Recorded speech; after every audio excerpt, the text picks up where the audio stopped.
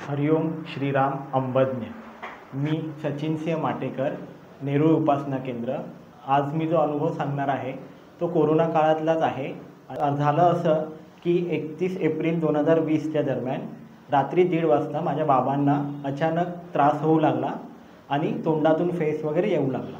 आम्ही त्यावेळी घाबरलो, अक्षरशः घाबरलो होतो की अचानक झालं काय, कारण की काही त्रास नाही, त्यांना कुठलीही बॅक हिस्ट्री नव्हती मेडिकलची, तरी अचानक रात्री 1:30 वाजता झोपेत त्यांना त्रास होऊ लागला।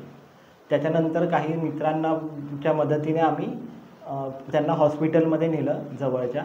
तिथे गेल्यावर कळलं की आम्ही एमर्जन्सीमध्ये माझ्या बाबांना ॲडमिट करत आहोत, पण तुम्हाला परमनंटली ICU बेडला जर हवा असेल तर तुम्हाला दुसऱ्या हॉस्पिटलमध्ये शिफ्ट करणार आहोत, कारण की कोरोना पिरियड असल्यामुळे सगळे बेड बुक आहेत आणि काही बेड आम्हाला वेगळे ठेवण्यास सांगितले आहे की जर एमर्जन्सी पेशंट आला तर त्यांच्यासाठी ते राखीव ठेवण्यात आले आहे।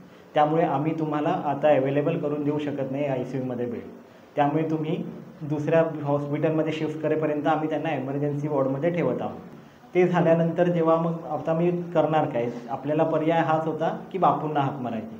बापूंना मी तिथेच बोललो, बापू हा कोरोनाचा पिरियड आहे, ह्या वेळात कुठेच बेड मिळणं शक्य नाही, त्यामुळे तुम्हीच आता काहीतरी करा। असं बोलतो ना बोलतो तेवढ्यात समोरून डॉक्टर आले आणि डॉक्टरांनी सांगितलं की तुमच्या पेशंटचं नाव काय आहे कळेल का। तर त्यांना पेशंटचं नाव सांगितलं आणि त्यांनी सांगितलं हो, पेशंटसाठी बेड अवेलेबल झाला आहे, तुम्ही पेशंटला ICUमध्ये शिफ्ट करत आहोत, तर त्यांच्यासोबत तुम्ही जाऊ शकता।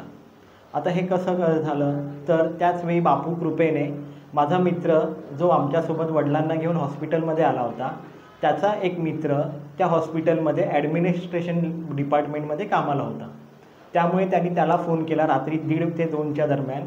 त्यांनी तो फोन उचलला आणि त्यांनी सांगितलं की माझ्या बाजूचे माझे अंकल आहेत त्यांना आम्ही हॉस्पिटलमध्ये घेऊन आलो आहोत, पण तू जर काही मदत करू शकलास तर करशील का। त्यांनी त्याच्या डॉक्टरांना, जे डॉक्टर ओळखीचे ज्यावेळी त्या ड्युटीवर अवेलेबल होते, त्यांना फोन केला आणि सांगितलं की माझे रिलेटिव्ह आहेत, तुम्ही बेड अवेलेबल करून द्या। त्यामुळे झालं, बेड अवेलेबल झाला, बाबांना ICUमध्ये शिफ्ट केला आणि पटापट त्यांच्यावर उपचार करणे सुरू झाले।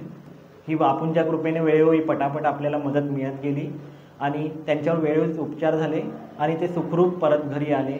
त्यामुळे बापूंना शतशत नमन। हरिओम श्रीराम अंबज्ञ नाथ सर।